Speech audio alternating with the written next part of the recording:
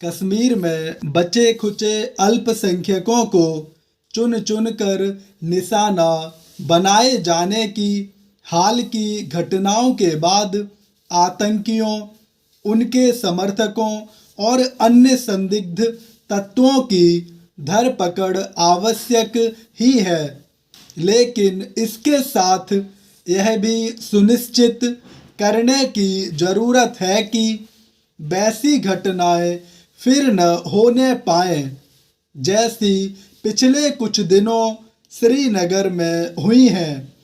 यह इसलिए सुनिश्चित किया जाना चाहिए क्योंकि कश्मीर में रह रहे सिखों और हिंदुओं के नए सिरे से पलायन का खतरा पैदा हो गया है। इस खतरे का सामना हर हाल में किया जाना चाहिए।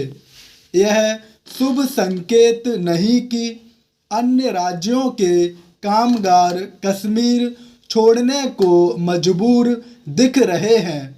इन कामगारों के साथ वहां रह रहे हिंदुओं और सिखों को केवल पर्याप्त सुरक्षा देने की ही ज़रूरत नहीं, बल्कि एक ऐसा माहौल बनाने की भी आवश्यकता है जिसमें वे स्वयं को सुरक्षित महसूस करें।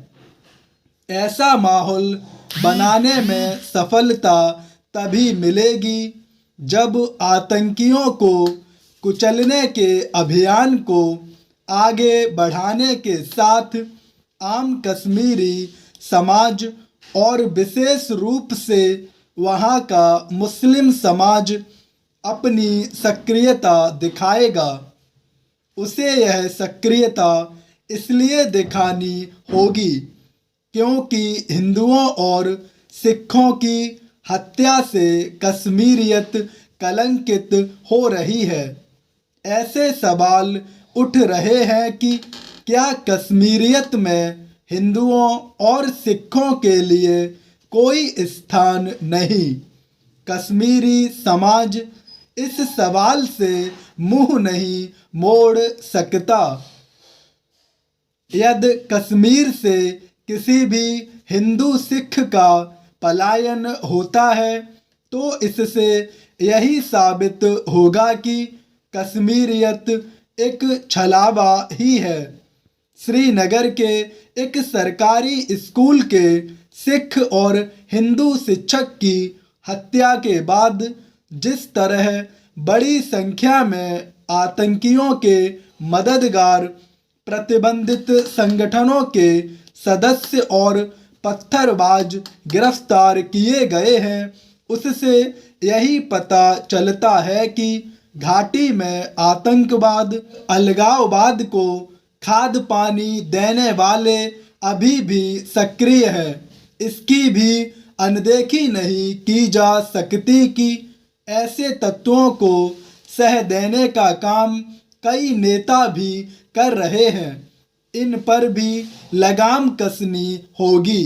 इसके अलावा पाकिस्तान से होने वाली आतंकियों की घुसपैठ को भी रोकना होगा। वास्तव में यह सब करने से ही आतंक की विष बेल को जड़ से उखाड़ फेंकने में सफलता मिलेगी। कश्मीर के अल्पसंख्यकों को शेष देश से भी यह संदेश जाना आवश्यक है कि पूरा भारत उनके साथ है। यह संदेश सही तरीके से उन तक पहुँचे।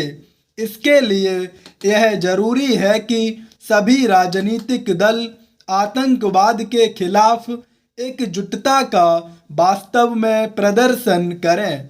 यह ठीक नहीं कि कश्मीर की घटनाओं को लेकर कई राजनीतिक दल केंद्र सरकार की नीतियों को तो कोसने के लिए आगे आ गए, लेकिन उन्होंने आतंकियों और उनके खुले छिपे समर्थकों के खिलाफ कठोर भाषा का इस्तेमाल करने की जरूरत नहीं समझी।